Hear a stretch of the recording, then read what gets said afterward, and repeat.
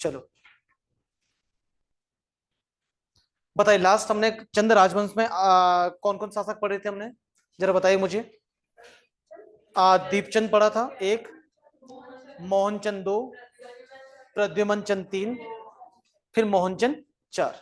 समझ गए ना? लगभग हमने 60 तक, कहां तक, 60 60 तक किंग पढ़ चुके हैं। दो राजा बचे, पहले उनको कंप्लीट करते हैं, फिर इसकी प्रशासनिक व्यवस्था पर आते हैं जी। इसी का नाम है हरकदेव जोशी, भी इसी का नाम है। हर्षदेव जोशी का एक नाम हरकदेव जोशी भी है। मैंने 5-6 नाम लिखा है आपको ना, कल पूरा डिटेल। जिन बच्चों ने लगातार क्लास, कोई भी क्लास मिस की होगी समझ नहीं आएगा फिर। हाँ, क्लास मिस की होगी, अगर आपने नहीं पढ़ा है तो दिक्कत आएगी आपको। अगर पहले आप लोग वीडियो देख लेना जिन्होंने क्लास मिस की है, तो रिदम रिदम अपना सिस्टमेटिक ढंग से वीडियो देखना, तब जाके समझ आएगी क्लास, नहीं तो कुछ समझ नहीं आएगा क्या पढ़ाया क्या नहीं पढ़ाया गया। ठीक है, अब आते हैं नेक्स्ट, आते हैं 61 पर। किस पे आते हैं हम? 61 किंग पे आते हैं। ठीक है, नाम लिखिए, इसका नाम लिखिए शिवचंद। बस दो राजा बचे हुए हैं। मैं आपको स्टार्ट बता चुका था कि लगभग लगभग 62 शासक, कितने, 62 शासक बने थे चंद राजवंश में। तो 61वां राजा रहेगा शिवचंद। कौन रहेगा? शिवचंद रहेगा। इसका कार्यकाल लिख लीजिए, अपने टाइम पीरियड लिख लीजिए। लगभग ये कुछ महीनों तक, सिर्फ कुछ महीनों तक इसका कार्यकाल रहा भैया, 1788 में, इसी वर्ष बना था खाली ये। तो इसके संबंध में, शिवचंद के विषय में ध्यान देना। इससे पहला शासक हमने पूर्ववर्ती शासक पढ़ा था मोहनचंद। क्या पढ़ा था? मोहनचंद। तो मोहनचंद पूरी हिस्टोरिकल बताई थी हमने, पूरी बताई थी आपको, बहुत बेहतर समझ आया होगा। तो मोहनचंद की मृत्यु होगी। अब क्या होगी? मोहनचंद की मृत्यु होगी। अब मोहनचंद की मृत्यु के बाद दोबारा हर्षदेव जोशी जो एक्टिव था ना, मैंने कहा वही हर्षदेव जोशी ने क्या किया, इस शिवचंद को, किसको, ध्यान देना, किसको, ये उद्योत चंद का वंशज था, उसके वंशावली से आता था वो ध्यान रखने की आवश्यकता आपको नहीं है। तो उसके बाद मैंने कहा, इस मोहन चंद की मृत्यु के बाद जो हर्षदेव जोशी है उसने शिवचंद को क्या बनाया, क्या बनाया, कुमाऊं का शासक बनाया। क्या बनाया? कुमाऊं का शासक बनाया। जितने भी काम शिवचंद ने किए वो सब किसके कहने पे किए थे? सब हर्षदेव जोशी के कहने पे किए थे। इसलिए इसका एक उपनाम है, इसका उपनाम इसे बोलते हैं, इसका इतिहास में उपनाम है, इसे बोलते हैं मिट्टी का महादेव। क्या बोलते हैं? मिट्टी का महादेव बोलते हैं। मतलब जो कुछ ना बोलता हूं, मतलब जैसे मिट्टी का कोई ना बोलते हैं गणेश, हाँ मिट्टी का गणेश बोलते हैं जो कुछ ना बोलता, मतलब। तो वैसे इसको जितना भी काम किया था किसने किया था, जितने भी काम किए थे किसने किए थे? हर्षदेव जोशी। मैंने हर्षदेव जोशी के बारे में बताया था। हर्षदेव जोशी को बोलते हैं किंग मेकर ऑफ कुमाऊं बोलते हैं। हर्षदेव जोशी को जो बोलते हैं, इसे बोलते हैं कुमाऊं का विभीषण बोलते हैं। ठीक है, हर्षदेव जोशी को अल वार्विक कहते हैं, समझ गए। हर्षदेव जोशी को कुमाऊं का चाणक्य कहते हैं। ये सब नाम कल बताए थे इसके बारे में मैंने। तो इसी हर्षदेव जोशी के कहने पे शासक बना था, और जितने भी काम किए इसने इसी के उसने किए थे। इसे मिट्टी का महाद्वीप इसे कहते हैं। और कुमाऊं में चंद्र शासन काल में सबसे छोटा कार्यकाल, क्या बोला मैंने, सबसे छोटा कार्यकाल, सबसे छोटा कार्यकाल जो रहा वो किसका रहा? वो शिवचंद्र का रहा। सबसे लंबा कार्यकाल किसका रहा? सबसे लंबा कार्यकाल पूछेगा अगर मैं, आपने पढ़ा है सबसे लंबा कार्यकाल किसका रहा था? यस, आपने पढ़ा था गरुड़ ज्ञानचंद। क्या पढ़ा था हमने? गरुड़ ज्ञानचंद। गरुड़ ज्ञानचंद से क्या बोलते, ज्ञानचंद प्रथम भी कहते हैं। तो सबसे लंबा कार्यकाल चंद्र राजवंश के इतिहास में रहा था गरुड़ ज्ञानचंद का, और सबसे छोटा कार्यकाल रहा था किसका? शिवचंद का। बहुत सामने बात इसके बारे में। एक उपनाम है मिट्टी का महादेव इसे कहते हैं। ठीक है जी, लिखिए, इसमें लिखिए शिवचंद, लिखिए शिवचंद। लेकिन पहला पॉइंट लिखना, शिवचंद में आप उसका वर्ष लिख लीजिए, 1788 में वर्ष लिख लीजिए।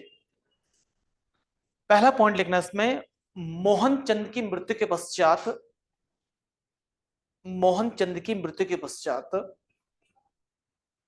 मोहनचंद की मृत्यु के पश्चात, मोहनचंद की मृत्यु के पश्चात हर्षदेव जोशी ने, जो किंग मेकर है ना, इसने राजा, जितने भी राजा बनाए इसने बनाए। हर्षदेव जोशी ने, हर्षदेव जोशी ने शिव सिंह रोतेला, इसका जो नाम था पहले क्या था? शिव सिंह रोतेला, शिव सिंह रोतेला। सर इसके ये जो सन है 1788, बस यही लिखे? क्या बोल रहे हो, क्या बोल रहे हो? जो सन है इसका रूलिंग पीरियड जो बस है बस रूलिंग पीरियड ये इसका, बस यही टाइम है। 1 साल का ही था सर। हाँ, 1 साल से भी कम समय था। 17 अच्छा, ओके। उद्योग वंशज था उनका, वंशज वंशज, बेटा नहीं बेसिस, इससे पहले का राजा था, वंशज था वो। चलो अब ये लिखिए आप, क्या लिखा आपने कि मैं लाइन रिपीट कर लूं। मोहनचंद की मृत्यु के बाद हर्षदेव जोशी ने शिव सिंह रौतेला को शिवचंद के नाम से, शिव शिव सिंह रौतेला को शिवचंद के नाम से, शिवचंद के नाम से कुमाऊं की राजगद्दी पर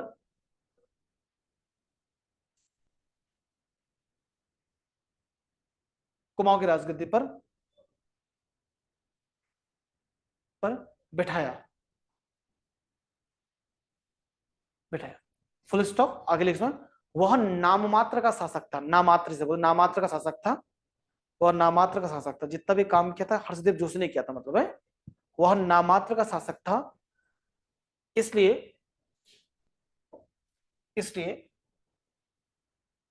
इसे, शिवचंद की बात हो रही, इसे मिट्टी का महादेव, इसलिए इसे मिट्टी का महादेव उपनाम से जाना जाता है।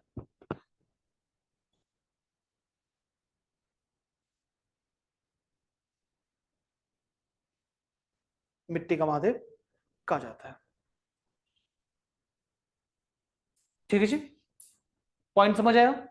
नेक्स्ट पॉइंट लिखिए, लेकिन चंद शासकों में, चंद राजवंश के शासकों में लिखना, चंद राजवंश के शासकों में, चंद राजवंश के शासकों में चंद राजवंश के शासकों में छोटा कार्यकाल सबसे छोटा कार्यकाल शिवचंद शिवचंद का था, शिवचंद का था।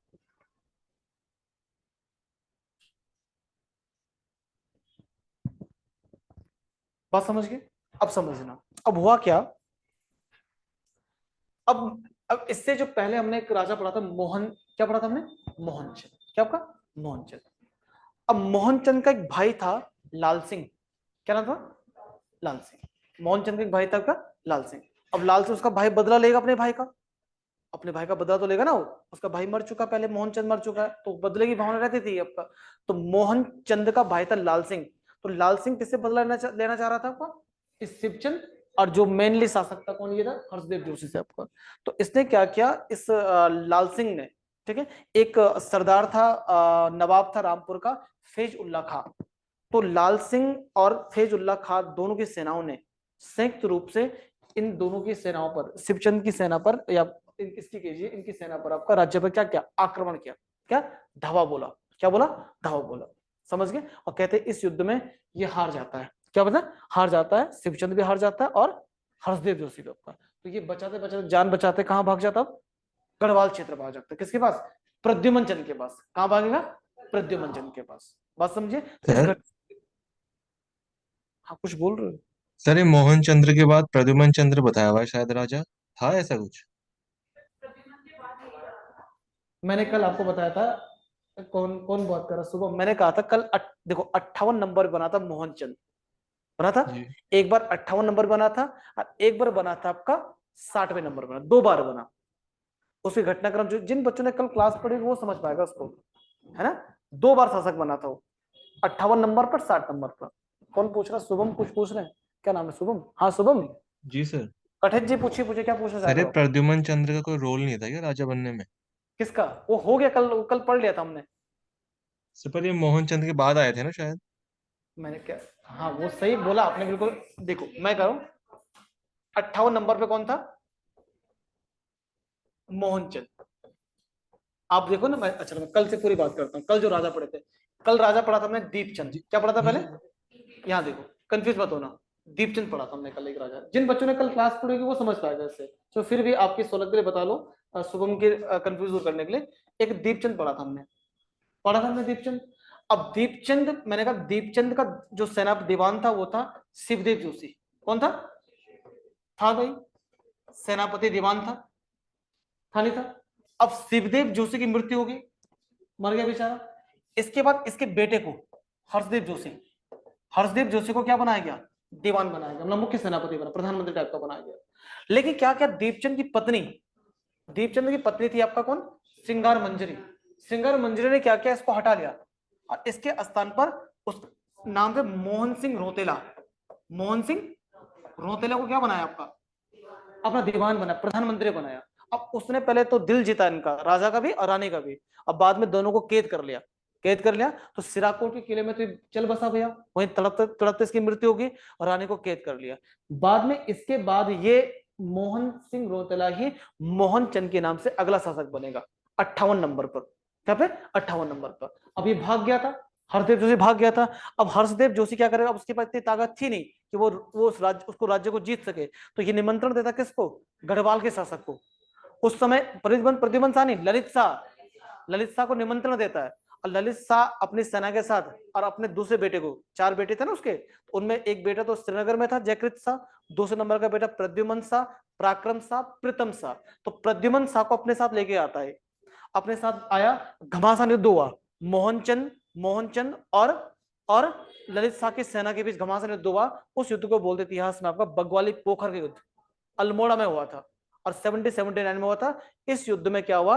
इस युद्ध में क्या हुआ? हमारा जो मोहनचंद था, ये वहां का शासक था जो मोहन सिंह रोतेला पहले था, ये हार गया। 58 नंबर का राजा क्या हो गया? हार गया और भाग गया। क्या? भाग गया। अब उसने क्या किया? ललित शाह तो वापिस आ गया श्रीनगर, लेकिन उसने अपने बेटे 59 नंबर पे ना, 59 नंबर पे अपने बेटे प्रद्युमन चंद को, प्रद्युमन शाह को प्रद्युमन चंद के नाम से राजगद्दी पे बैठाया। बताया था कल मैंने आपको, ठीक है? तो ये जो 59 नंबर का शासक था वो कौन था? वो प्रद्युमन चंद रहा। समझ गए शुभम? जी जी जी जी जी। हाँ, ये प्रद्युमन चंद रहा। अब प्रद्युमन चंद फिर क्या होता? वहां पे क्या होता? गढ़वाल में क्या होता है? प्रद्युमन चंद के बड़े भाई का निधन हो जाता है, जयकृत शाह की।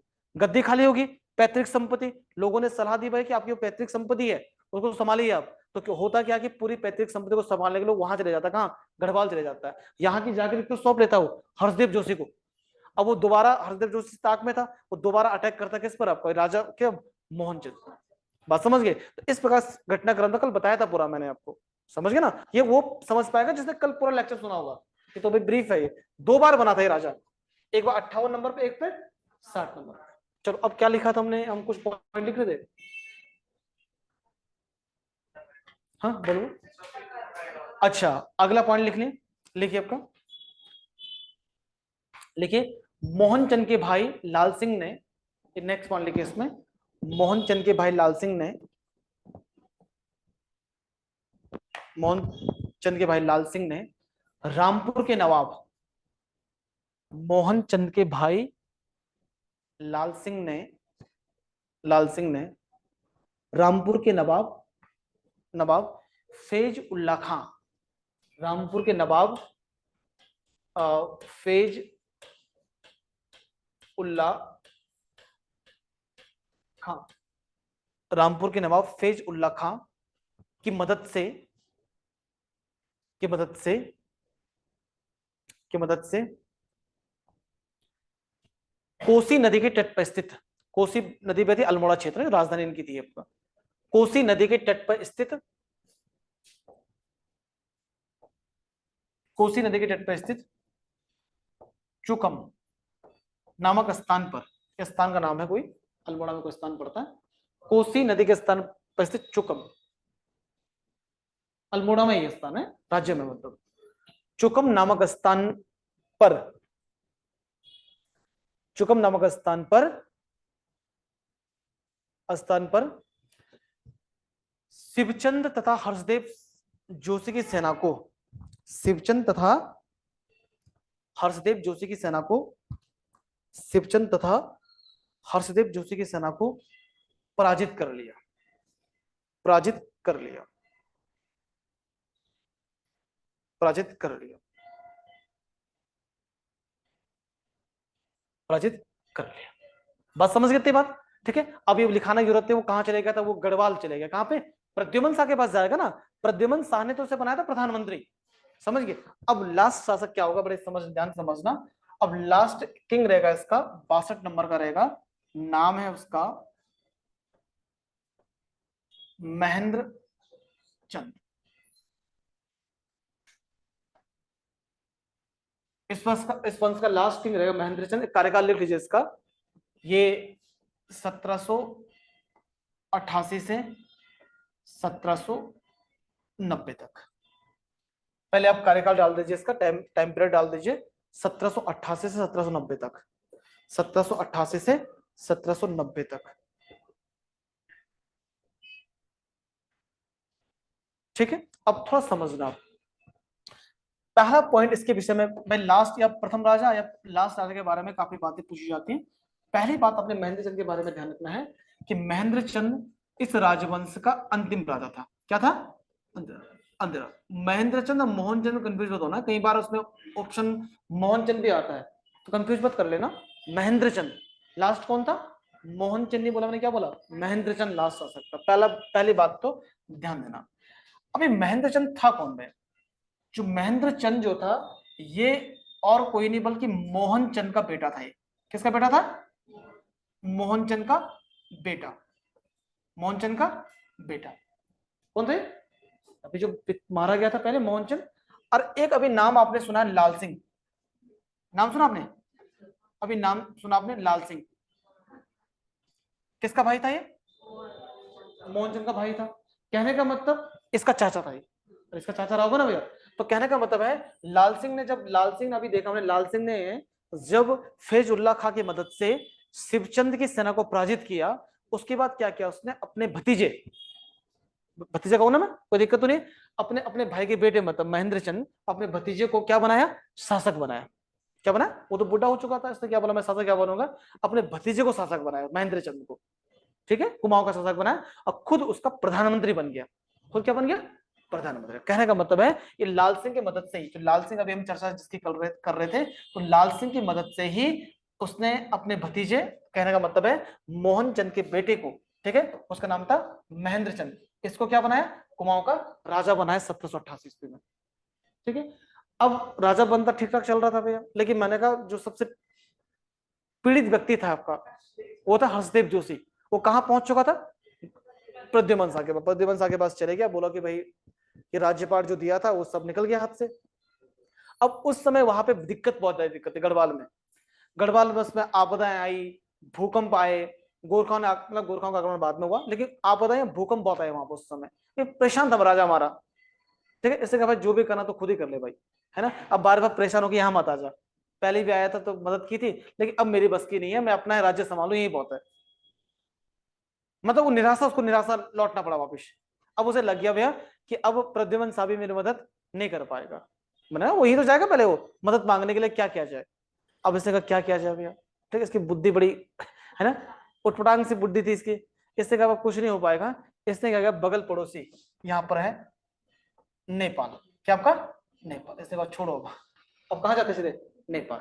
तो नेपाल का उस समय राजा था रण बहादुर शाह। कौन था राजा? रण। ये लोग भी कई बार प्रयास करते थे अटैक करें हम, कई बार ये भी सोचते थे, अपना साम्राज्य विस्तार की नीति इनकी भी थी, ये भी सोचते कई बार हम अटैक करें, लेकिन कोई ऐसा मौका मिलता नहीं था उनको, क्योंकि यहाँ भी पावरफुल लोग थे ना। चंद डायनेस्टी के जो लोग थे वो छोटे बड़े लोग नहीं थे, बड़े पावरफुल लोग थे, उन पर आक्रमण करने से पहले सोचना पड़ता था। लेकिन अब क्या हुआ, ठीक है, रण बहादुर शाह, नेपाल का शासक रण बहादुर शाह था, इसको निमंत्रण भेजा किसने? हर्षदेव जोशी ने। क्या बोला?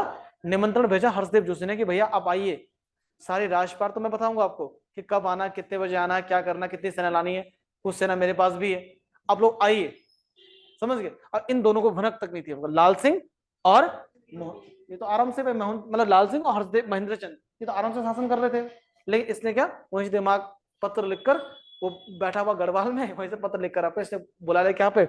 यहाँ पे नेपाल के शासक, उसमें रण बहादुर शाह था, तो रण बहादुर शाह ने क्या किया, उसमें तमाम सेनापति आपका, जैसे आपने नाम सुना, अमर सिंह थापा का नाम सुना होगा आपने, हस्तल चौतरिया का नाम सुना होगा आपने, जगजीत पांडे का नाम सुना होगा, बहुत सारे सेनापति थे। इन सब के नेतृत्व में क्या हुआ, वहां के राजा ने, नेपाल के राजा ने अपने सेनापति के नेतृत्व में सेना दोनों ओर से, एक सेना को बोला आप ऊपर से जाइए, एक सेना बोला आपका इस क्षेत्र से जाइए, चंपावत क्षेत्र से, एक ऊपर से, आपको दोनों को ऐसा करके यहाँ से जाना, अपने यहाँ से जाना, राज्य जो अल्मोड़ा था इसको घेरना आपने। ये तो प्लानिंग कर ली पूरी भी। हर्षदेव जोशी ने कहा कि कुछ यहाँ से भेजना, कुछ वहां से भेजना, उन्हें प्लानिंग बता ली पूरी। और ये भी बहुत बहादुर थे गोरखा लोग, आगे पढ़ेंगे इतिहास हम, बहुत बहादुर थे मतलब। तो इन दोनों की सेनाओं ने अटैक बोल लिया, कहां पर? अल्मोड़ा पर, इनके इसके राजधानी पर। मतलब जब ये अंदर घुस गए तब इनको पता चला, एक्टिव हो गए ये लोग। अब एक मैदान था वहां पर, नाम था, उसका नाम है, स्थान है हवाल बाग। जो अल्मोड़ा के निवासी होंगे उनको पता होगा, एक स्थान पड़ता है हवाल बाग। ये पड़ता कहां पर? अल्मोड़ा में। अल्मोड़ा में। अब हवाल बाग नामक स्थान पर, ठीक है, एक तरफ हमारे पास कौन है? महेंद्र चंद। महेंद्र चंद, उसका चाचा कौन? लाल सिंह, इनकी सेना है। और वर्सेस दूसरी तरफ कौन है? गोरखा। मैं लिख लूं गोरखा? गोरखा मतलब उसमें अमर सिंह थापा, हसदल चौधरी, बहुत तमाम सेनापति है, मतलब उनका जिक्र हम लिखेंगे, आगे बढ़ेंगे। मैं सिर्फ यहाँ पे गोरखा लिखा रहा हूँ। जब हम गोरखा शासन पढ़ेंगे ना इसमें, तो उसमें जिक्र करूंगा, सबका नाम पढ़ाऊंगा मैं। लेकिन एक तरफ गोरखाओं की सेना है और दूसरा किसकी सेना है? महेंद्र चंद की सेना है। तो इनके बीच हवाल बाग नामक स्थान पर 1790 में, क्या बोला मैंने? 1790 में घमासान युद्ध हुआ। क्या हुआ? घमासान युद्ध हुआ। और इस युद्ध में, ठीक है, भैया महेंद्र चंद और उनके चाचा लाल सिंह वीर गति को प्राप्त हो गए। क्या हो गए? वीर गति में। और इनकी वीर गति के प्राप्त होने के साथ साथ कुमाऊं में हमेशा हमेशा के लिए चंद राजवंश का जो उगता हुआ सूरज था, वो हमेशा के लिए अस्त हो गया, वो डूब गया। क्या? डूब गया। तो इसके बाद 1 फरवरी, जो डेट थी, 1 फरवरी 1790 ईस्वी की डेट थी। तो 1790 ईस्वी से, 1790 ईस्वी से और 1815 तक, क्या बोला मैंने? 1790 ईस्वी से 1815 तक, लगभग लगभग 25 साल। कितने वर्ष? 25 वर्ष। इस 25 वर्ष का जो कार्यकाल रहा, यहाँ पर गोरखाओं का शासनकाल रहा। और इस शासनकाल को बोलते हैं गोरखानी शासनकाल। क्या बोलते हैं? बड़ा क्रूरता भरा शासनकाल, ठीक है, जिसमें सारी हदें पार की गई थी आपका, ठीक है। तो इसे बोलते हैं गोरखानी शासन। क्या बोलते हैं हम? गोरखानी शासन बोलते हैं। तो 25 सालों तक गोरखाओं ने राज किया था। बाद में 1815 में अंग्रेजों ने, गार्डनर है ना, जो आपको पता, आपको वहां स्टोरी शुरू होगी ना, उसके बाद यहाँ 3 मई 1815 को ई गार्डनर, पहला एडवर्ड गार्डनर पहला कमिश्नर बना था। उसकी स्टोरी पूरी मैंने आधुनिक भारत वाला पढ़ा रखा, आपको नहीं पढ़ा रखा? आधुनिक उत्तराखंड का इतिहास, ठीक है। तो यहाँ तक मैं बढ़ना है। इस प्रकार से इनका अस्त 1790 में किस युद्ध में? हवाल बाग के युद्ध में इनका अंत हुआ था। तो हवाल बाग का युद्ध जो अल्मोड़ा पड़ता है, ये अंतिम युद्ध था चंद डायनेस्टी का, चंद राजा महेंद्र चंद का। समझे बात आप? लिखिए इसमें, लिखिए इसे।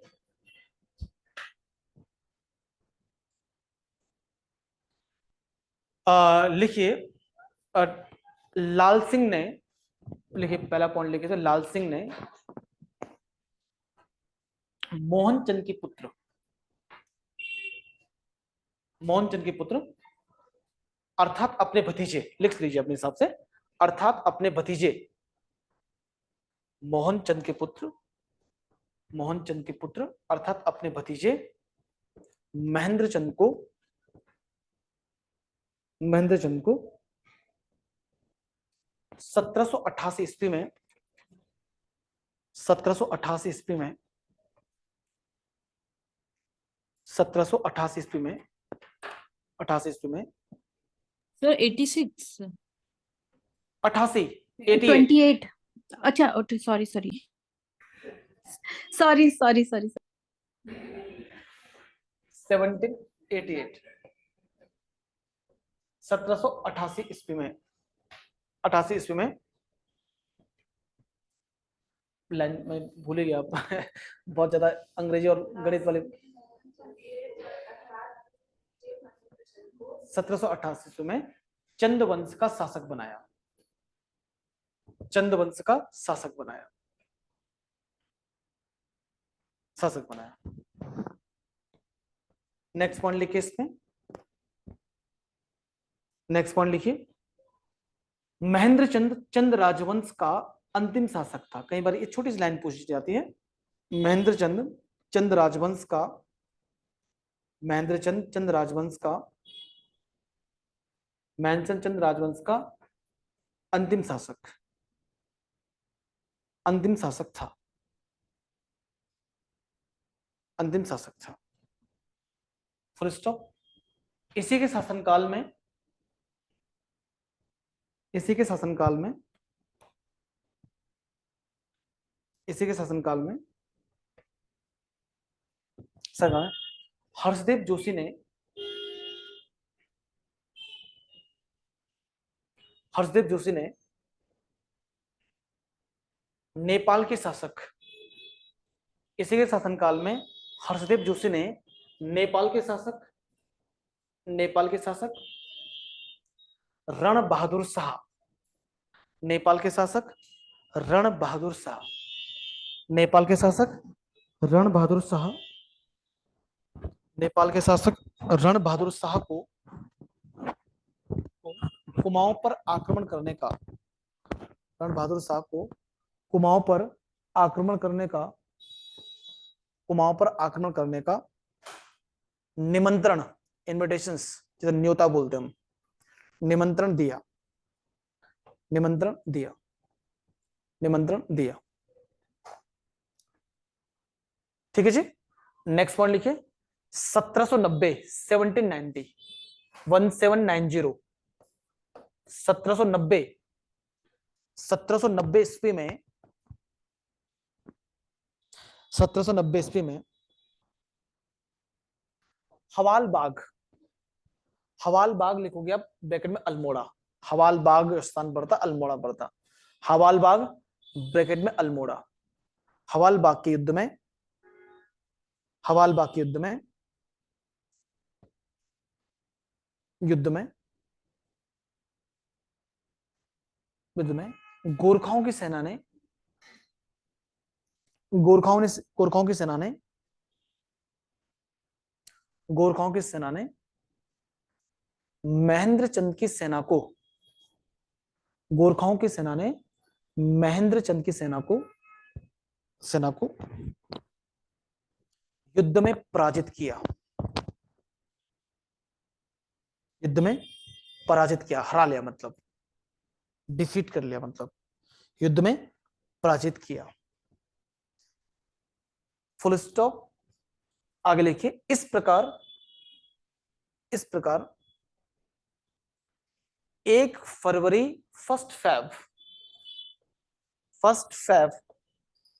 1 फरवरी 1790, 1790 ईस्वी, 1 फरवरी 1790 ईस्वी में कुमाऊं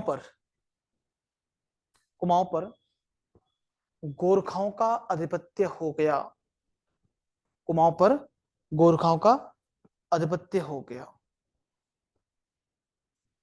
कुमाऊं पर गोरखाओं का आधिपत्य हो गया, आधिपत्य हो गया, आधिपत्य हो गया। समझ गए? तो ये था भाई कौन सा, चंद वंश के 62 राजा। क्या थे? 62 राजा। बात समझे? अंतिम शासक इसका महेंद्र चंद। ठीक है, तो मुझे उम्मीद है आप समझोगे। अब इसके बारे अब हम पढ़ेंगे इसका प्रशासन पढ़ेंगे। अब इस क्वेश्चन यहीं से नहीं बल्कि प्रशासन से पूछे भी जाते हैं आपका। अब सिविल सर्विसेज में तो आपकी ये जो पीसीएस के पेपर आयु की पीएससी कराता है, इसमें क्वेश्चंस राजवंश से बनेंगे, लेकिन इनकी राजस्व रेवेन्यू सिस्टम कैसा था, इनकी टैक्सेस व्यवस्था कैसी थी, क्या क्या टैक्स लगते थे, टैक्सों के नाम 36 कलम 32 रकम ऐसे टैक्सेस थे ना, तो उनके बारे में पूछा जाएगा कि फला फला कर, मिंजारी कर क्या था, टांड कर क्या था, जूला कर क्या था, तमाम करों के नाम है कि कुछ कौन सा कर किसे लिया जाता था उसके बारे में। तो रेवेन्यू सिस्टम भी पढ़ना पड़ेगा हमें। ठीक है, अब हमारा रहेगा उनका प्रशासन, थोड़ा बहुत बातें इसके बारे में होंगी, लेकिन यहां तक समझ आए आपको? चंद डायनेस्टी समझ आई? हाँ ना बोलो, कोई दिक्कत कहीं पे एक बार देख लीजिए, किसी राजा को लेकर कोई दिक्कत परेशानी हो तो मुझे बता लीजिए आप। मुझे उम्मीद है वैसे तो हमने स्टेप वाइज पढ़ा है, कोई दिक्कत होगी नहीं। ऑनलाइन वाले विद्यार्थियों को एक बार पूछ लो, सुना कोई दिक्कत यहां तक? No sir. हाँ, एक बार देखना पड़ेगा आपको। हाँ विकेश पूछे। हरदेव जोशी का ये मर गया, बाद में भी चले गया, अब कब तक जिंदा रहेगा ये, है ना? सर हर्षदेव जोशी के उपनाम क्या क्या बताए थे आपने? बहुत सारे उपनाम थे, कल बताया था मैंने। उसे कुमाऊं का चाणक्य बोलते हैं, उसे किंग मेकर ऑफ कुमाऊं बोलते हैं, शासक निर्माता उसे बोलते हैं, उसे कुमाऊं का विभीषण कहा जाता है ना, अरलवारिक कहा जाता है उसे। ये तमाम नाम बताते कल मैंने, कल वाले नोट्स में लिखा था सब मैंने आपको। ठीक है, अब आना। अच्छा अब पहले ठीक है। सूचना, एक सूचना सुन लीजिए आप। ठीक है, सूचना ये है आपके लिए कि सैटरडे को, इस शनिवार को फिक्स हो जाएगा भाई, वो नहीं बोलो मैं, बोल दिया मैंने, टेस्ट पेपर होगा चंद वंश का। चंद, जो चंद डायनेस्टी हमने पढ़ाई है, इसका टेस्ट होगा जी। कौन सा पेपर है तुम्हारा? किस चीज का? ट्रिपल सी का एग्जाम है? तो कभी ट्रिपल सी होगा, कभी डबल सी होगा। एक हमें भी लेने दीजिए, कोई समय दीजिए हमें भी। आपका बहुमूल्य समय कब होगा बताओ, अपना बहुमूल्य समय। मैं मंडे से ट्यूसडे होना चाहिए। अरे अब किसका पेपर हो गया? हाँ तो संडे को होने दो। संडे को ज्योग्राफी का टेस्ट मतलब कैसा?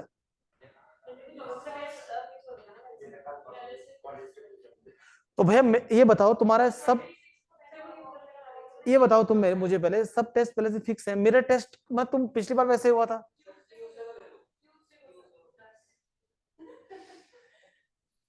यार ये बात, ये बड़ी नाइंसाफी है तो यार, ये मजा नहीं आ पा रहा इसमें यार। वैसे तो मैंने बोला था टॉपिक खत्म होगा तुरंत टेस्ट होना चाहिए था, मैं तो आपको हिंट भी दे रहा हूं जब टेस्ट होगा। तो मंडे या ट्यूसडे कर लें?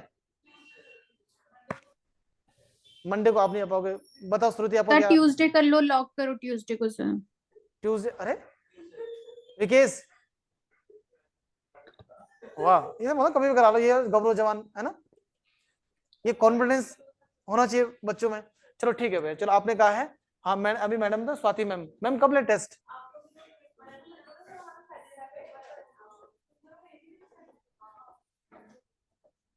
लो भाई डेट लिख लो कहीं कॉपी में, ऊपर लिख लीजिए कब ले ट्यूसडे टेस्ट पेपर चंद डायनेस्टी। अब पिछली बार की तरह मुंह उठा के मत आ जाना। ये पिछला जो पेपर दिया था तुमने, पिछले पिछले पेपर में मैंने 42 नंबर का टेस्ट पेपर लिया था, देखो ये नंबर का लिया था। अब वो देखो भैया, वो ज्योग्राफी का है क्या है, मैं उस बारे में मैं नहीं जानता उस बारे में, है ना। मैं तो आपको थोड़ा ही ले रहा हूँ टेस्ट ना। अच्छा इतना कोऑपरेट मैं करता, कोई करता भी नहीं कोऑपरेट आपको, है ना, आपके हिसाब से करता रहता हूं मैं। चलो मैंने कहा ट्यूसडे कर दीजिए, ट्यूसडे। हाँ पहले सुन लीजिए, पिछली बार का ये 42 क्वेश्चंस थे सब। चलो अरे भैया चलो यार 40 ही कर लो, 40 क्वेश्चंस थे 40 क्वेश्चंस। अब मुझे बताइए, आप 40 क्वेश्चंस में आपने कितने अंक प्राप्त किए? अच्छा पवन जी ये बताइए, पवन जी कि इसमें कितने नंबर आने चाहिए थे? जो मैंने जो मॉडर्न हिस्ट्री ऑफ उत्तराखंड मैंने टेस्ट पढ़ाया, पूरा पढ़ाया था आपको, इस 40 में से ईमानदारी के कितने नंबर आने चाहिए थे यार? मतलब 35 नंबर आने चाहिए था ना। आपके ऑप्शन आपके पास थे, टॉपिक पहले बोल रखे थे, आपको इतने आने चाहिए थे। क्या आपके कितने नंबर आए? ये आपकी दिक्कत किसके साथ, आपके साथ है मेरे साथ है ना? मतलब ये आपको मतलब खाली तो फीस ही देनी होगी ना, फीस दे रहे हो फिर जा रहे हो, फिर मतलब वो टाइम पास करना भी मुझे आता है, मतलब वो ऐसे ही पढ़ाना है, टेस्ट नहीं लेना तो ठीक है। मैं टाइम पास का मतलब है कि मैं पढ़ाऊं, और मैं ऐसा कोई मतलब भी नहीं कि पढ़ो तो ठीक है, नहीं तो वो भी है मतलब, अगर उस वे में चलना तो वो भी ठीक है, मैं पढ़ाता नहीं रहूं। सर, आप जैसे करा रहे हो वैसे ही नहीं टेस्ट पेपर तो होना चाहिए ना मेरे हिसाब से, मतलब तुम तो सिविल के विद्यार्थी हो यार, ये तो वनडे में बच्चे देते टेस्ट, आप तो सिविल के विद्यार्थी हो, आपको तो पहले मेंस राइटिंग भी होनी चाहिए पहले तो, कम से कम क्वेश्चन है पहले, प्री का तैयारी तो कर लो पहले। मेंस का तो चलो आपने तब की तब देखी जाएगी, प्री का तो पहले निकाल दो, प्री का तो यही पूछ जाएगा ना, ऑप्शन वाले क्वेश्चन पूछ जाएंगे। तो भाई इसका टेस्ट होना चाहिए, पहला टेस्ट में आपको छूट थी, मतलब माफी नामा था, चलो ठीक है भाई कोई बात नहीं, आपने उसे पढ़ना चाहिए था, आपको नहीं पढ़ा किसी कारण, बस क्या हुआ क्या नहीं हुआ। आपने मुझे प्रॉमिस भी किया था कि सर इसे दोबारा पढ़ेंगे हम, कि कभी फॉर फ्यूचर आप टेस्ट लोगे कि उसमें बहुत अच्छा परफॉर्मेंस करेंगे, ये आपने प्रॉमिस कर रखा, मुझे बॉन्ड साइन कर रखा है आपने, अपने जुबान से ऑन रिकॉर्ड है बातें। आपने, मैंने सवाल किया, आपका जवाब है। मैं बता रहा हूँ लेक्चर नंबर 23 था, मैंने वहां लेक्चर नोट कर रखा मैंने, उसमें मैंने ऑन रिकॉर्ड मामला पढ़ा हमारे पास। तो मैंने कहा है कि इसमें आने चाहिए थे, बट आए नहीं आपके, जिसके जितने आए वो आप, अब मैंने नंबर बोले भी नहीं, मुझे भी शर्म आ रही थी नंबर बोलने में, इसलिए मैंने कहा है ना, तुम्हें तो शर्म आई नहीं, तो मेरे को शर्म आ गई। लेकिन अब जो क्वेश्चन पेपर है ध्यान देना, फिर वही 40 से 45 क्वेश्चन, चंद डायनेस्टी बस, ये पढ़ना पड़ेगा ना। तो आपने कहा कब फिक्स करें? ठीक है चलो ट्यूसडे को भैया, तो ये हमारे पास होगा, ट्यूसडे को हो गया टेस्ट फिक्स, समझ गए? तो मंगलवार को टेस्ट होगा, अगले मंगलवार को, कोई दिक्कत तो नहीं ना, है ना। तो उस तब तक अब चंद राजवंश, बस जो चंद राजवंश है अभी तो इसमें पढ़ाऊंगा, प्रशासनिक व्यवस्था पढ़ाऊंगा मैं, तो ये पूरा टेस्ट होगा, और अच्छी तरीके से पढ़ के आना। देखो इतिहास को जितना अच्छा ढंग से पढ़ोगे, आप याद करोगे, ये आपको बहुत काम आएगा। अब जिस दिन पेपर दोगे ना, अपने एग्जाम दोगे, उस समय तो मुझे जरूर याद जरूर करोगे, सर ने उस समय टेस्ट किया था, बहुत बेनिफिट हुआ। पढ़ाने के लिए तो भाई कोई भी पढ़ा लेगा ना, पढ़ाने के लिए तो मैं पढ़ा लिया, चलो बस ठीक है भाई, स्टोरी समझ आ गई, पढ़ाने से ज्यादा इंपॉर्टेंट है आपका पढ़ना। मैं तो पढ़ा ही लूंगा ना, मैं तो पढ़ा रहा हूँ, बस मैं स्टोरी सुना रहा हूँ, मजा आ रहा है, जा रहे हैं, लेकिन आपने सीखा कितना, वो जरूरी है। ठीक है, तो मुझे उम्मीद है आप उस बात पे थोड़ा सा गणन विचार करोगे कि क्या बात कही जा रही है, और उम्मीद है उसमें अच्छे नंबर लाओगे आप। पढ़ना पड़ेगा थोड़ा, लिख के पढ़ो, कितने बातें यार, सब तो पढ़ा, पता पता आपको, रिवीजन करना बस घर में। हाँ सब, मतलब चंद राजवंश प्रशासन जो भी पढ़ाऊंगा मैं सब इंक्लूड होगा। चंद राजवंश पूरा मतलब जो जहां पे खत्म करूंगा मैं, पवार वंश शुरू करूंगा, उससे पहले का जितनी बातें होंगी वो तब सब बातें हो जाएंगी। ठीक है जी, जिसके नोट्स पूरे नहीं है वो पूरा कर लेना, अपने नोट्स पूरे कर लेना और पढ़ लेना स्टार्ट से। बड़े क्वेश्चन क्या होंगे, उसी से क्वेश्चन होंगे ना, जो तुम्हारा नोटबुक है उसी से क्वेश्चन होंगे, कुछ भी अलग नहीं दूंगा मैं, उससे क्वेश्चन। ठीक है ना, चलो जी, उम्मीद है मुझे आप उस बात पे विचार करो। सर मेरे को एक क्वेश्चन पूछना था। आप पूछो, आप क्वेश्चन पूछिए अपना, सर पूछिए। लक्ष्मीचंद की जो मृत्यु हुई थी वो किस वजह से हुई थी? लक्ष्मीचंद की मृत्यु, तो किस लक्ष्मीचंद की मृत्यु? हाँ जी सर। वो अब उसका कहीं जिक्र नहीं है, उसका कैसी मृत्यु हुई थी आपका? अच्छा। नेचुरल डेथ हुई उसकी शायद। हाँ, कुछ राजाओं की ओके। लिखा है, किसी का क्षय रोग से हुआ है, किसी का ट्यूबरक्लोसिस से हुआ है, किसका तपेदिक से हुआ है, चेचक से हुआ है। ये तीन नाम तो लिखे थे, तो तीन रोग लिखे थे हमने। एक लिखा था, क्या लिखा था विकेश भाई बताइए? एक क्षय सर रोग, दिलीप का लिखा था पहले, दिलीप एक क्षय, चंद का। दूसरा लिखा था क्या, दूसरा दूसरा रोग कौन सा लिखा था हमने? सर चेचक। चेचक, एक चेचक लिखा था, और एक लिखा था हमने लकवा वाला, जो पैरालिसिस, लकवा पैरालिसिस वाला। हाँ पक्षघात रोग बताया था। तीन तो रोग बताए पक्षघात। थे। ठीक है, अब किसका क्षय रोग से किसका हुआ था? मिस्टर दिलीप जी का। हाँ, चेचक से हुआ था जगत चंद, वेरी गुड, जगत चंद। अब बताओ लकवा से कौन हुआ था? हाँ, अजीत चंद। कौन सा? अजीत चंद, पक्षघात। ये तो डेथ हुई थी अजीत चंद की आपका। ठीक है, और आंख की रोशनी किसकी चली गई थी? आंख की रोशनी कल्याण चंद चतुर्थ की आंख की रोशनी चली गई थी। कल्याण चंद चतुर्थ की आंख की रोशनी चलेगी थी, चलेगी थी नहीं चलेगी थी आपका। ठीक है, चलो जी, जरा सा आप अब शुरू करते हैं, कल भी लेक्चर इसमें रहेगा हमारा। आई, अब हेडिंग लिखिए, आप अपना टॉपिक का नाम लिखिए, अलग से टॉपिक हेडिंग लिखिए। लिखिए चंद राजवंश का प्रशासन, the administration of Chand dynasty. उनकी प्रशासनिक व्यवस्था किस प्रकार से थी, उनकी प्रशासनिक व्यवस्था किस प्रकार से थी, उसे देखेंगे हम। क्या? उसे देखेंगे हम। ठीक है, फटाफट लिखते ही समझ आ जाएगा मैं क्या बात करना चाह रहा हूं। देखो भाई, आज का जो अब आज उस समय राजतंत्र, आवाज चली गई सर।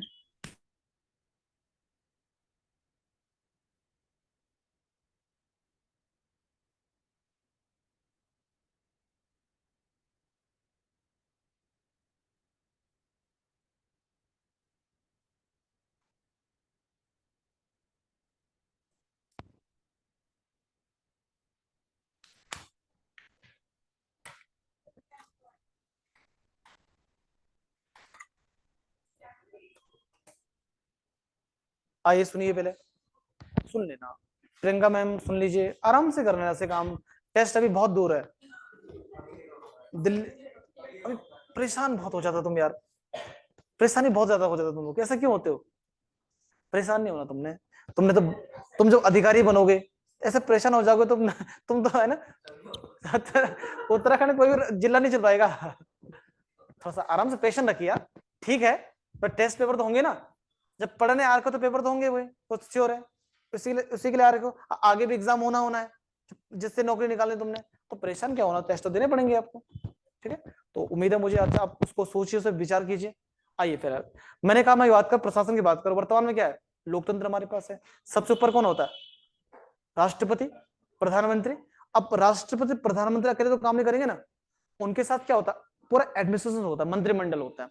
क्या होता है? मंत्रिमंडल, मंत्रिपरिषद से बोलते हैं, मिनिस्टर ऑफ काउंसिल होता नहीं होता? ठीक है, फिर राज्यों की सरकार अलग होती है, अरे होती नहीं होती है आपका। तो उस समय राजतंत्र था बस, क्या था आपका? तो जैसे यहाँ पे प्रधानमंत्री राष्ट्रपति सबसे सर्वोच्च है, ये जनता के द्वारा चुने जाते हैं, बट वहां पे क्या होता था, वंशानुगत होता था, वहां पे राजतंत्र होता था। कहने का मतलब है वहां पे राज्य का जो प्रमुख होता था, क्या था आपका? ये राजा, किंग बना लिया हमने, राजा होता था, क्या था आपका? राजा। अब राजा के अभी हमारे पास क्या, जो हमारे पास जो शासन की शक्तियां हैं, हमारे पास 3 अंग हमारे पास हैं भाई। एक होती विधायिका, कार्यपालिका और न्यायपालिका। जिस शासन का जो सिस्टम जो चलता है हमारा, वो भी चलता हमारा इन 3 अंगों के माध्यम से चलता है, चलता ना, legislative, executive and judiciary system. तो वैसे यहां भी था, लेकिन यहाँ पे अभी वर्तमान में हमारा सारी व्यवस्था अलग में बटी हुई है भाई। जो विधायिका का काम है वो पार्लियामेंट देखती है, कानून बनाने का काम कौन देखती है? पार्लियामेंट देखती है। उसको पार्लियामेंट ने कोई नियम बनाया, उसको फॉलो करवाना है तो कौन देखेगा? हमारे एग्जीक्यूटिव कार्यपालिका, जो सरकारी जो अफसर होंगे हमारे, वो देखेंगे। अगर उस जो नियम बनाया गया है उस पर कार्य करवाना था किसको? एग्जीक्यूटिव को। उसके अनुसार कोई काम नहीं कर रहा है तो उसको न्यायपालिका क्या करेगी? दंडित करेगी उसे। अभी आपने देखा मानव सपूज राज्यों की कार्यपालिका वो होती है, विधायिका होती है। अभी यूसीसी बिल बना उत्तराखंड में। क्या बना? यूसीसी बिल बनाया उत्तराखंड। हमारी विधायिका जो राज्यों की विधायिका होती है उसे बोलते विधानमंडल। क्या बोलते हैं? विधानमंडल। अरे बोलते हैं, पता होना चाहिए। तो हमारे राज्यों की विधायकों को विधानमंडल बोलते हैं। हमारे उत्तराखंड में विधानमंडल के एक ही अंग है, विधानसभा। क्या? विधानसभा। तो उत्तराखंड विधानसभा ने एक हाल में बिल पारित किया है, यूसीसी, यानी कि आपका यूनिफॉर्म सिविल कोड। अब यूनिफॉर्म सिविल कोड में नियम है कुछ लिखे, आपका कुछ रूल रेगुलेशंस है कि भाई कोई ऐसा करेगा तो ऐसा होगा, कुछ ऐसा करे ऐसा करेगा। अब धामी जी हर घर में जाएंगे नहीं भैया पूरे किताब को लेके, भैया यहाँ पे ये लिखा है कि भैया पढ़ो, है ना, तलाक आपका हो रहा है तो पढ़ो इसे आप पहले, क्यों तलाक कर रहे हो? धामी जी जाएंगे नहीं आपका, या धामी जी के जो मंत्री है वो जाएंगे नहीं हर जगह। तो इसके लिए क्या बना रखा हमने? एग्जीक्यूटिव बना रखा हमारे पास, कार्यपालिका बना रखी है। अब कार्यपालिका में हमारे क्या आते हैं? कार्यपालिका में हमारे मंत्री लोग भी आते हैं और हमारे पास एक ये होते हैं टेम्पररी लोग होते हैं ये। अब यूसीसी ऐसा तो नहीं है कि धामी जी जब तक यूसीसी रहेगा वो किताब लेके फिर भाग जाएंगे दूसरा, वो किताब तो वैसे रहेगी ना, उसके बाद दूसरी सरकार भी आएगी वो उसको फॉलो करेगी। अब हमारे कुछ लोग अधिकारी ऐसे होते हैं जो अधिकारी हैं, मतलब जो 60 साल तक काम करेंगे। तो उसमें हमारे पास पुलिस के हो सकते हैं, जितनी व्यवस्था हमारी सरकारी जो सिस्टम हमारा जो देखेगी। अब कोई उस नियम को पालन नहीं कर रहा है तो पुलिस दंडित कार्रवाई करेगी उसमें। मैं किसी की उसमें लिखा हुआ है कि लड़की की शादी की उम्र 21 साल है, लिखा आपका।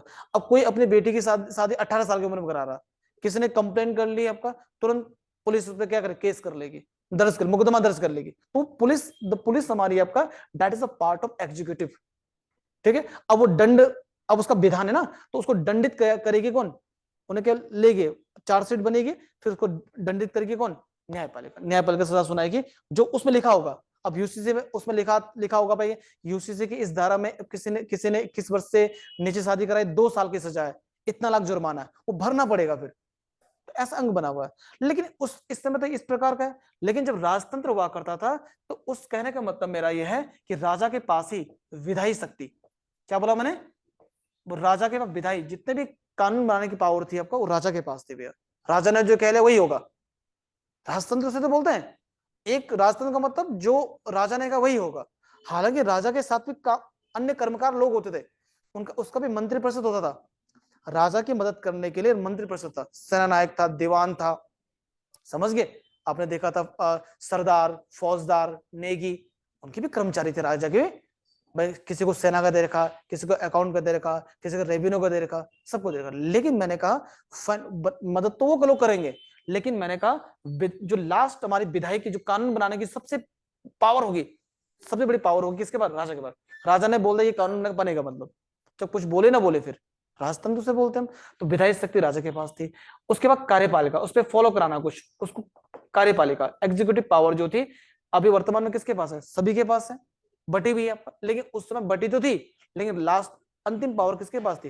राजा के पास थी। राजा ने जो कह लिया वही होगा। अभी ऐसा नहीं होता है, अभी लोकतंत्र हमारे पास है। और तीसरी पावर हमारे पास न्याय की शक्ति, न्यायपालिका। तो ये शक्ति भी किसके पास थी? राजा के पास। राजा ने किसी को मृत्युदंड दे दिया तो उसमें कोई कार्रवाई नहीं होगी भैया, राजा ने दे दिया बस, किसी का क्षमा कर लिया। तो ये तीनों का प्रधान क्या होता था आपका?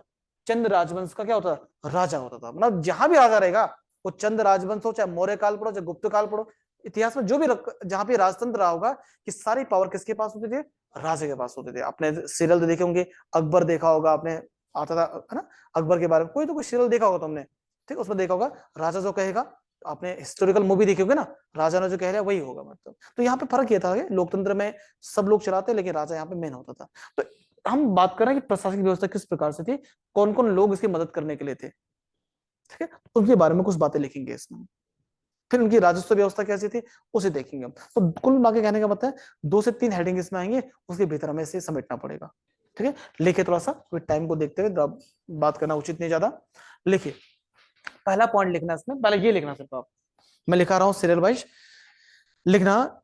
चंद राजवंश में शासन का, पॉइंट लिखिए, चंद राजवंश में शासन का सर्वोच्च अधिकारी, चंद राजवंश में शासन का सर्वोच्च अधिकारी, चंद राजवंश में शासन का सर्वोच्च अधिकारी, सर्वोच्च अधिकारी राजा होता था।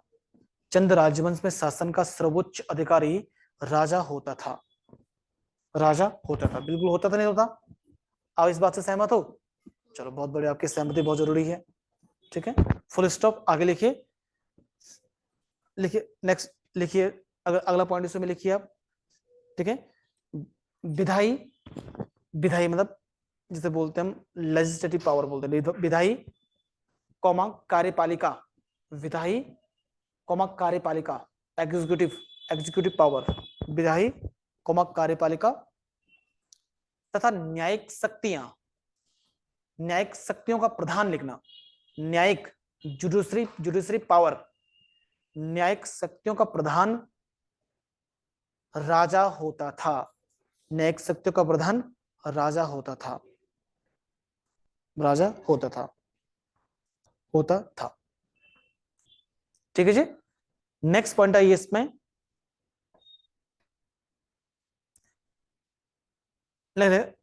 शासन की व्यवस्था को, शासन की व्यवस्था को, शासन की व्यवस्था को, व्यवस्था को सुचारू रूप से, मतलब सिस्टमेटिक ढंग से, मतलब सुचारू रूप से संचालित करने के लिए, शासन की व्यवस्था को सुचारू रूप से सिस्टमेटिक तरीके से संचालित करने के लिए, अनेक पदाधिकारियों की नियुक्ति की जाती थी, अनेक पदाधिकारियों की नियुक्ति, अधिकारी मतलब अनेक पदाधिकारियों की नियुक्ति, पदाधिकारियों की नियुक्ति ऑफिसर्स ने बोलते हैं हम, अनेक पदाधिकारियों की नियुक्ति की जाती थी। जैसे जो राजा की मदद करते कौन कौन थे उसमें, जैसे लिखना युवराज, पहले तो कौन होता, युवराज, युवराज समझते हो, राजा का बेटा, मतलब राजा के बाद सबसे प्रधान कौन था, राजा का बेटा। तो अगली बार उसको राजा बनना है तो सब देख रेख में काम करता था युवराज, वो मदद करता पिताजी की, मतलब युवराज। कॉमा करना, लिखना दीवान, है ना, बहुत महत्वपूर्ण, पता नहीं था, दीवान जी मतलब प्रधानमंत्री टाइप का, मतलब दीवान। कॉमा, ये सब मददगार, मदद करते थे किसकी, राजा की, मतलब, है ना। कॉमा लिखना सेनापति, लिखना सेनापति, कॉमा, कॉमा करना राजपुरोहित, राजपुरोहित, राजा के पुरोहित होते थे, ये सलाह देते थे राजा को, राजपुरोहित। कॉमा करना फौजदार, फौजदार, फौजदार। कॉमा करना दरोगा, लिखा था दरोगा, जो जिसे रसोई दरोगा सुना था आपने, नहीं सुना था एक पद, दरोगा। कॉमा लेखपाल, लेखपाल भी था उस समय, जो भूमि को देखता था उस समय, लेखपाल। कॉमा दफ्तरी, जो दफ्तर में बैठते हैं, जैसे कनिष्ठ सहायक बैठते हैं, अभी बाबू लोग होते हैं। लेखपाल, लेखपाल के बारे में दफ्तरी, दफ्तरी मतलब जो बाबू लोग होते हैं, आपका बाबू टाइप के लोग इत्यादि। मतलब ये कुछ, मतलब अरे समझ गए ना बात, अब ये एग्जाम में नहीं पूछा जाएगा ये, अरे तुम मेरे इतनी बात समझते होंगे ना तुम, ये मतलब एक लाइन है, मतलब समझने के लिए कि उसकी मदद के लिए इतने सारे लोग रहते थे, है ना, ये लोग मदद करते, राजा की करते थे। ठीक है, अब आगे आइए, अब उसने क्या क्या ध्यान देना, चंद राजाओं ने खास बात क्या थी, इन्होंने ये अधिकारी तो थे लेकिन साथ में इन्होंने क्या किया, जनता को भी इन्वॉल्व किया, जो पब्लिक थी आपका उनको भी इन्वॉल्व किया शासन व्यवस्था में। जैसे आपने सुना चराल थे, चराल, और चराल एक्चुअल में क्या थे आपका, ये आम जनता ही थी आपका, किलेदार थे आपका, वो आम जनता के बीच से 4 किलो व्यक्तियों को किले का रक्षक नियुक्त किया आपका, 4 जाति के लोगों को, जनता थी ना चराल में, पुड़ चौधरी, कार्की, बोरा, तड़ागी, ये 4 जाति के लोग थे ना आपका, तो ये पब्लिक थी, मतलब तो इन्होंने क्या किया, अपने प्रजा को चलाने के लिए, अपने राज्य को चलाने के लिए प्रजा को इन्वॉल्व किया था आपका। तो थोड़ा उनके बारे में भी लिखना, कौन कौन लोग इन्वॉल्व थे उसमें, मतलब ठीक है। तो लिखिए, नेक्स्ट पॉइंट लिखिए, आपको समझ आएगा फिर। लिखना इसमें, चंद शासनकाल में, चंद शासनकाल में, चंद शासनकाल में प्रजा, प्रजा जो प्रजा थी मतलब निम्नलिखित प्रकार से विभाजित थी। निम्नलिखित प्रकार से विभाजित थी, प्रजा निम्नलिखित प्रकार से विभाजित थी। नंबर 1 लिखना इसमें, नंबर 1 लिखना, चराल, या इसे बोलते थे चार बूढ़ा। जो चराल में, जो हमारे, मैंने कहा प्रजा में पहला भाग था हमारे पास चराल या चार बूढ़ा, चराल या चार बूढ़ा, पहले प्रजा में जो प्रजा इन्वॉल्व थी आपका। तो कहने का मतलब इसमें क्या, इसमें आगे डैश करके लिखोगे, पहले हेडिंग डाल देना, पहले थे चराल या चार बूढ़ा। तो इस पे 4 जाति के लोग थे, कौन कौन थे, पहले लिखा चुका है, कार्की, बोरा, तड़ागी और चौधरी बताया था मैंने। और ये भी बताया था मैंने, ये मतलब कहने का मतलब मेरा है, ये 4 प्रमुख जाति के लोग थे जो किलों की रक्षा करते थे। ये मूल से नेपाल के थे, मतलब ये 4 जाति के लोग थे। उनका काम क्या था, राजा के जो किले थे, मतलब उनके रक्षा करना, फोर्ट की रक्षा करना, ठीक है। तो ये प्रजा के थे आपका, तो चराल, तो ये लोग थे कार्की, बोरा। और ये व्यवस्था किसने शुरू की थी, सोमचंद ने। आपको पता है, ये सब लिख चुके हो, ये व्यवस्था शुरू करने वाला पहला व्यक्ति था सोमचंद। क्वेश्चन आएगा, चराल व्यवस्था किसने शुरू की थी, तो कहते सोमचंद ने शुरू की थी। ये बता चुके, हम नहीं बता चुके इसके बारे में। चलो जी, दूसरे लिखिए इसमें, 5 थोक। मैं लिख रहा हूं, ये लिखना पड़ेगा, 5 थोक। ये भी पब्लिक थी ना, 5 जाति के लोगों को कहा गया 5 थोक। इसमें कौन कौन से जाति के लोग आते थे, है ना, 5 थोक। तो 5 थोक में देखना, मेहरा, देखा था 5 थोक में नंबर 1 जाति थी मेहरा। मैंने बताया था आपको, मेहरा और फरत्याल जाति के लोगों को बड़ा प्रायोरिटी दी थी उन्होंने, पता है। तो 5 थोक में थे मेहरा, इनको भी काम दे रखा था, मतलब इनका काम क्या था भैया, इनका काम सौंप रखा था किलों की रक्षा करना, मतलब प्रजा को भी इन्वॉल्व किया उन्होंने, ठीक है। दूसरा, 5 थोक में थे मेहरा, कॉमा करना, फरतियाल लिखोगे, फरतियाल लिख लोगे साहब, हाँ लिखिए अब, फरतियाल, कॉमा करना, देव, तीसरी जाति देव, एक जाति होती है ना कुमाऊं में, देव जाति नहीं होती है, देव मतलब एक कास्ट है ना, देव, कॉमा करना, ढेक,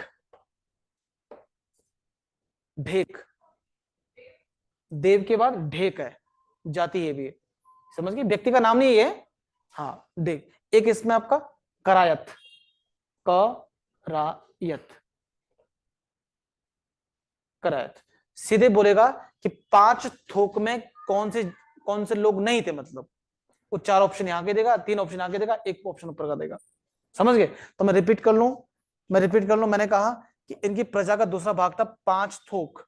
तो 5 थोक में 5 जाति के लोग थे जो प्रजा, जो शासन में राजा की मदद करते थे। खासतौर पर इनका जो काम बेसिकली काम था आपका सामाजिक और आपराधिक मामलों की जो उन पर निगरानी करना और उनकी सूचना राजा तक पहुंचाना, मदद करते थे प्रशासन में राजा की। तो कौन कौन लोग थे आपका, मेहरा जाति के लोग थे, नंबर 2 फरतियाल थे, फिर तीसरे देव थे, चौथे ढेक थे, और नेक्स्ट तक करायत थे। याद रहेगा, मेहरा, फरतियाल, देव, ढेक, करायत। ऊपर कौन थे, चौधरी, कार्की, बोरा, तड़ागी, चराल व्यवस्था में, समझे। चलो जी, ये भी हो गया। नेक्स्ट लिखिए इसमें, लिखना इसमें 4 चौथानी, 4 चौथानी। मैंने बताया चौथानी ब्राह्मण होते थे ना, ब्राह्मणी। तो 4 जातियों के लोगों को 4 चौथानी, ये ब्राह्मण थे खासतौर पर। क्या बोला मैंने, ब्राह्मण थे, 4 चौथाने। जैसे उत्तराखंड जो हमारे यहाँ पे बताया था मैंने, गढ़वाल में 16 ब्राह्मण होते थे, तो वैसे 4 जातियों के लोगों को 4 चौथाने ब्राह्मण कहा जाता था कुमाऊं क्षेत्र में। उसमें कौन कौन थे देखिए, इसमें आपका 4 चौथाने। नंबर 1 इसमें लिखिए देवलिया। 4 चौथाने में जो ब्राह्मण थे उसमें कौन कौन थे, लेना। बोलो बोलो, प्रियंका जी पूछिए, कुछ पूछ रहे हो? हाँ, ये मतलब इसमें 5 जाति के लोग थे, इसमें 4 जाति के लोग हैं। तो 4 चौथाने में देवलिया, एक आराम से लिखना भैया। नंबर 2 लिखना सिमल्टिया, सिमल्टिया पांडे, सिमल्टिया पांडे, ये 7 हैं, दूसरी जाति हैं। सिमल्टिया पांडे दोनों 7 है मतलब, ठीक है। कॉमा करना, तीसरे जात लिखना कॉमा करे तिवारी।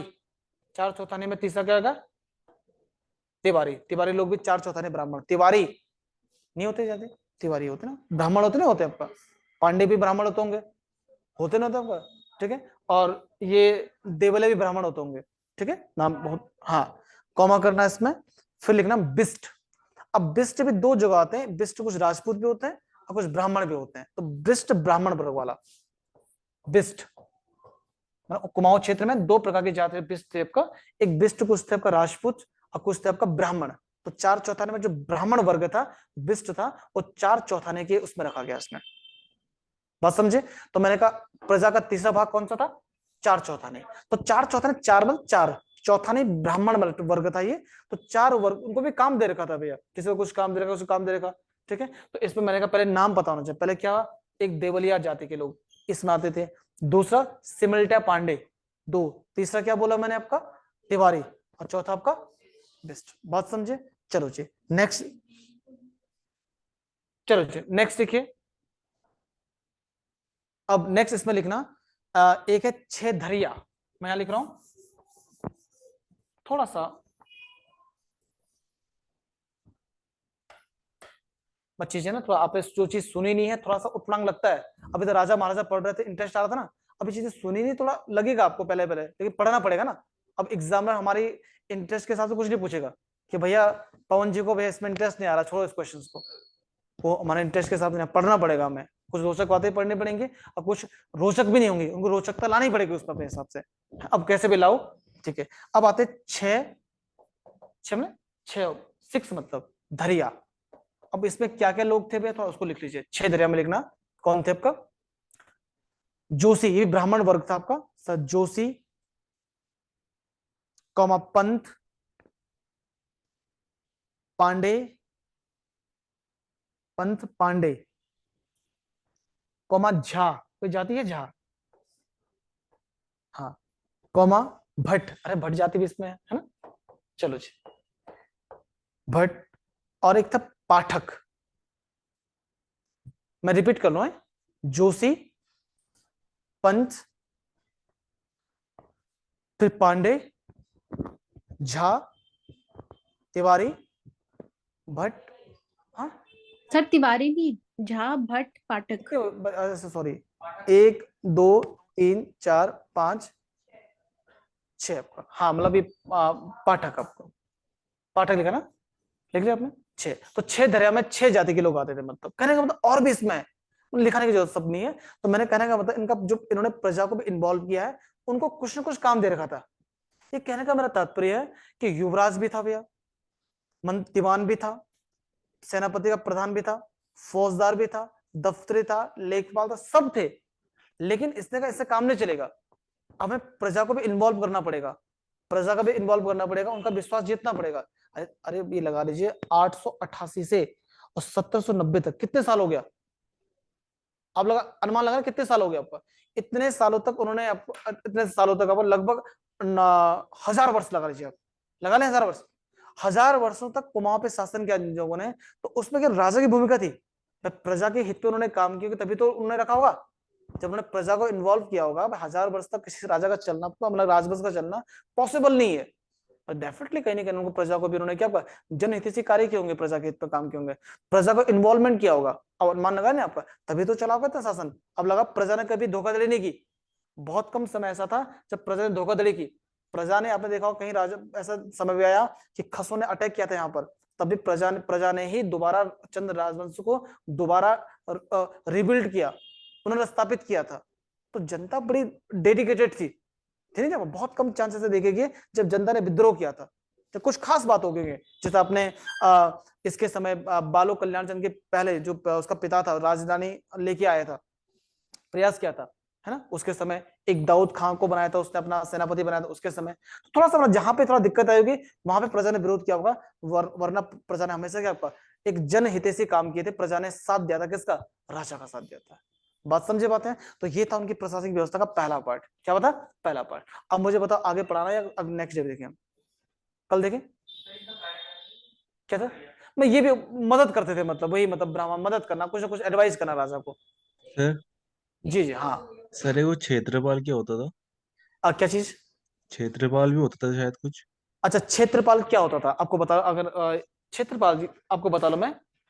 यहाँ देखो, उन्होंने क्वेश्चन किया है सोम जी ने कि क्षेत्रपाल, क्षेत्रपाल जो आपका ये रक्षक देवता आपका, इन्हें भूमियाल देवता भी कहते हैं। गढ़वाल क्षेत्र में आपने देखा था क्षेत्रपाल देवता का नाम। क्षेत्रपाल जो देवता होते हैं, इन्हें पहाड़ में इन्हें रक्षक देवता कहते हैं आपका, क्षेत्र रक्षक देवता। इन्हें भूमियाल देवता भी बोलते हैं आपका। तो रक्षक देवता के रूप में इनकी पूजा जाता है। ये खासतौर पर ये क्या होता है, किसी भी कोई बड़ा मंदिर होगा, उनके आगे मतलब उनके रक्षक होंगे ये, एक सेनापति के तौर पर। तो क्षेत्रपाल जो आपका है, एक इन्हें भूमियाल देवता भी कहते हैं और रक्षक देवता भी कहते हैं। क्षेत्र का रक्षक मतलब क्षेत्र का पाल, समझ? कोई बड़ा मंदिर होगा उसके बाहर रक्षक देवता क्षेत्रपाल देवता होंगे, समझ गए? तो एक लोकल देवता है, एक हमारे क्षेत्रपाल देवता, इन्हें भूमियाल देवता भी कहते हैं गढ़वाल क्षेत्र में खासतौर पर। समझे शुभम जी आप? जी सर। हाँ जी, ठीक है। बाकी बातें कल भी लेक्चर रहेगा इसमें, कल इसे कंप्लीट कर लूंगा मैं। कल हमारा लेक्चर कंप्लीट हो जाएगा, चंद डायनेस्टी का लेक्चर हो जाएगा, ठीक है। फिर हम इसमें शुरू करेंगे कौन सा? पवार डायनेस्टी। और हमारे पास फिर आएगा गोरखा लोग आएंगे। मैं पहले पवार, उसका टिहरी रियासत पढ़ लेंगे, उसके बाद पढ़ेंगे गोरखा पढ़ लेंगे। कोई दिक्कत तो नहीं है, आराम से पढ़ते रहिए। और 10 उम्मीद है मुझे 10 से 12 नंबर आपको अच्छे ढंग से लाने हैं, किसमें? जो आपका मेंस पेपर होंगे 10 से 12 नंबर आएगा हिस्ट्री में, अच्छे ढंग से पढ़ना पड़ेगा तुम्हें, है ना। तो आपको आराम, स्टोरी तो समझ आ रही तुम्हें, पढ़ना तो है, घर पेन निकाले कॉपी निकाल पढ़ लीजिए बस। सर हाँ जी जी। सर ये सब इंस्पेक्टर में कितना आ सकता है इसका पोर्शन? इसका कम आएगा, देखो अगर एसआई की तुम्हारी तैयारी कर रहे हो तो एसआई में तो इसका कम ही आएगा, एसआई में कम आएगा, मतलब आएगा 20-25 नंबर आएगा, 20 नंबर फिर भी आएगा मतलब। पूरा उत्तराखंड? हाँ 20 नंबर उत्तराखंड आएगा एसआई में खाली बस। एसआई को दोगे, अरे बाबा एसआई का तुम्हें पता ना, एसआई का तो देखो 300 नंबर का पेपर है तुम्हारा, यहाँ देख लीजिए, है ना। इसमें इसमें 125 नंबर मैथ्स प्लस, सुन लेना भाई, मैथ्स प्लस रीजनिंग है इसमें 125 नंबर। 100 नंबर की इसमें हिंदी है, बाकी 75 का इसमें वो जीएस। तो जीएस में सब आता है। जीएस में यहाँ पर जीएस मतलब, जीएस का मतलब यहाँ पे मतलब है उत्तराखंड से भी है, हिस्ट्री से है, पॉलिटी से है, ज्योग्राफी सबसे है, करंट अफेयर से सबसे है। तो हिंदी का मतलब उत्तराखंड इसमें आएगा 20 नंबर का, उत्तराखंड आएगा मतलब 20-22 नंबर, 25 आ सकता है, लेकिन 20 नंबर तो आएगा उत्तराखंड इसमें।